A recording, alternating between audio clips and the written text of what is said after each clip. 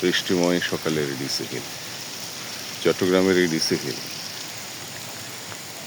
ভোরটা থেকে সকাল 8টা সাড়ে 8টা পর্যন্ত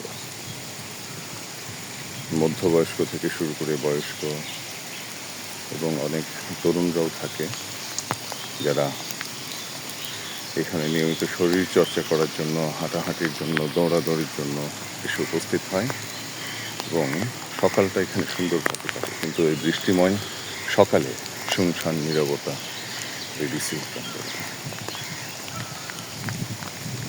লোকজনের উপস্থিতি নেই তেমন, হাতে গোনা কয়েকজন মাত্র। দেখেন সামনের অংশটা দেখে আপনাদেরকে,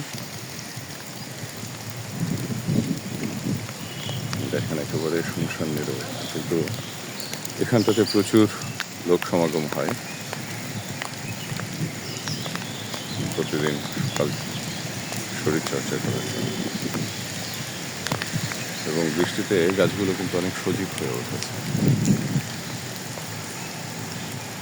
সব ময়লা আবর্জনা মনে হচ্ছে ধুয়ে মুছে চলে যাচ্ছে এখান থেকে।